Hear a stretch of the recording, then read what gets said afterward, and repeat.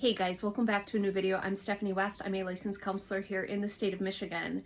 I want to give you a word picture about kind of uncovering emotions, and then I want to share with you a client anecdote yesterday that utilized this word picture really well and gave my client language for kind of navigating some emotional distinctions she's seeing between their experience and the experience of others around her. And so it was months and months ago, a client and I were talking, and the ability to sit with our emotions and sit with our feelings can be categorically really tough. And often clients will say, well, how do I do that? And so we give them the visual of an orange and we say, okay, you're holding an orange in your hand. Give me 5 words to describe it. And, the client's looking at this metaphoric orange and they're like, okay, well, it's round. It's orange.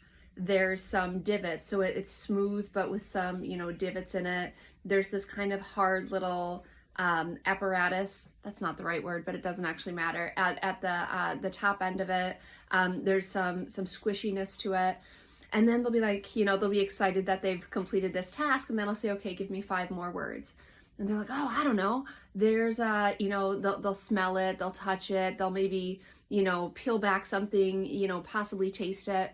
The more we sit with that orange, the more we develop language around that orange. And we say, okay, what else? Okay, what else? Okay, what else?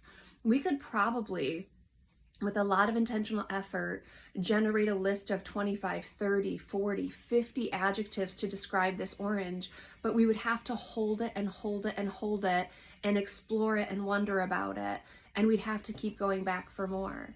And so when we ask our brain to do that, our brain will cooperate. But if we kind of give up really easy, kind of at the first sign of resistance, or we're like, I don't know, it's round, and then we're kind of done with it, we're not going to get very far on developing and exploring the depth of what an orange actually entails.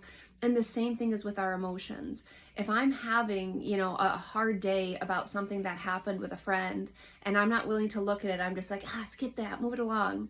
What I've done is I've forgone the opportunity to put language to something and understand my experience. If I take it and I'm like, okay, what was that? I feel kind of hurt. I have some rejection going on. I don't think she intended it, but this is a pattern that shows up. This is something where if I don't have a conversation with her, she might continue to operate in ways that are kind of, wounding for me. I didn't like that she, glossed over the fact that I shared my hurt with her, or I didn't appreciate that when I told her about me, she turned it around and made it about herself. And that's something that we're going to have to address for this friendship to continue on. The more we hold it, the more we develop language around it and say, okay, I understand it. What do I do with it? The more we process, organize, and sort through things. But if we just kind of get overwhelmed, or we feel resistance in our brain, or we even just take a label that's, way too general, we're like, well, I'm just angry. Okay, but what about this? What does your anger have behind it? Rejection, embarrassment, overwhelm, loneliness. What's actually going on? The more we hold it, the more developed we can help it become. So as I'm sitting with my client yesterday, and client's talking to me about a lot of sadness going on between them and mom right now, client says to me, Steph, she doesn't know how to hold the orange. And I said, tell me more about that. And client says, I've gotten really good at understanding what's going on. And right now my family's in a season of high distress. And I can tell mom is lashing out this way, and she's doing everything she can to not feel her feelings because she's not willing to hold the orange. And that was so cool that my client took this language from months ago, has developed their own ability to sit with the orange, and also has developed grace and generosity towards someone who is engaging in some pretty disruptive behaviors. And the client saying, I get it. They can't hold the orange yet.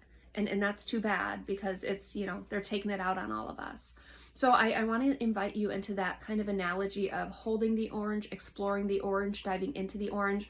This isn't a new conversation we're having, but the kind of extension of, if I'm able to hold the orange and explore it, and I can tell other people aren't able to hold the orange yet, it also gives me some generosity in their direction. Hopefully that's a helpful analogy for you.